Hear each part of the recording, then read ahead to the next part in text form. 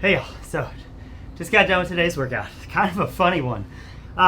We've got 6 2-minute rounds. Each round you're going to do a different either pulling or pressing exercise, and you're going to rest with the rest of the remaining time in the 2 minutes. We're just going to do one max set.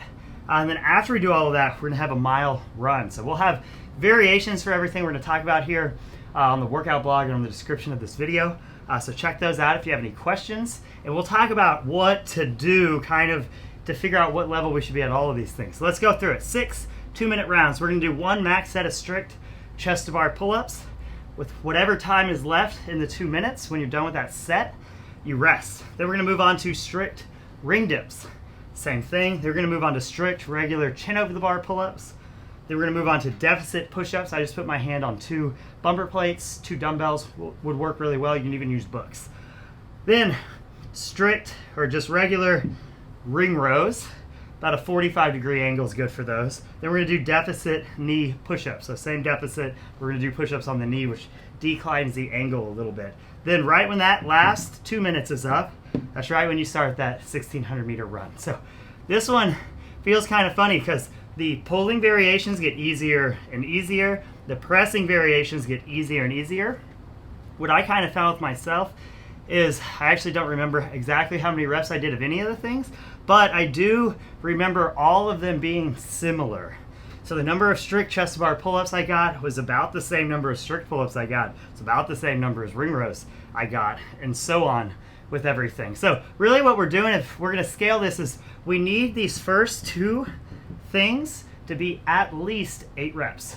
If you're not getting at least 8 reps, then maybe we start at a lower level or even a lower level. And kind of our options here, we have strict chest to bar pull-ups, we've got strict pull-ups, we've got ring rows, and we have ring rows at a bunch of different angles. We have strict ring dips, we have deficit push-ups, we've got deficit knee push-ups, we can add bands and stuff to those. So the main thing you're looking for is let's get 3 separate levels and let's organize it in a way where it gets easier and easier as we go along. And we want the hardest level you're working at today, we want you to get at least 8 reps. We don't want you getting more than 30 unless you're just a beast and you're doing more than 30 strict ring dips or strict chest to bar pull-ups, then go for it. But if you are one of those people, I would recommend adding weight to it and doing maybe weighted chest to bar pull-ups and then strict chest to bar pull-ups as your second one. But that's going to be pretty rare. So, man, when we get to the run feels pretty funny. I think I did mine in 6:55, and my best mile time is about the 5:20 range. So that's about more than a minute and a half off. And I kind of got started, and it was a little slow and steady. You've got such a big pump on that your arms feel so funny. And then I kind of tried to open it up a little bit, and my legs just blew up. I did have a hard leg workout yesterday, so that probably had some role to play in it. But I also think just having all the blood and kind of pump up in the upper body, and then your legs are kind of looking for it, and your body doesn't really know where to throw stuff. So I got crushed on the run. Also, as soon as I kind of felt myself getting crushed, I kind of lost it mentally, and I just played the game of, okay, I don't care about my time anymore. I just care about, I'm not going to quit. I'm just going to keep moving, keep moving, keep moving, keep moving.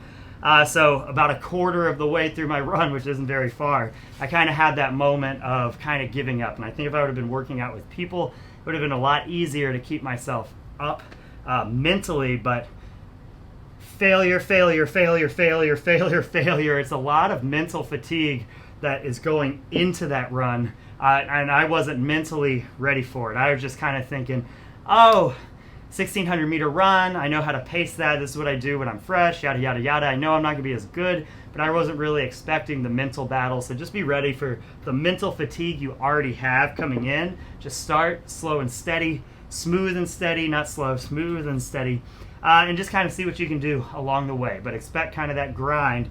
They're a little bit mentally tapped out. So choose exercises that fit your level.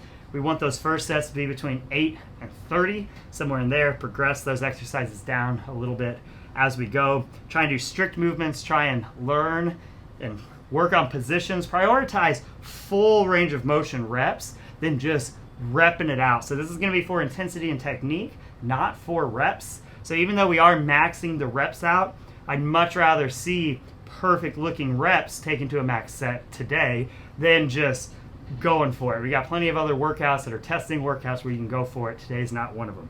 Enjoy this one. Talk to y'all soon.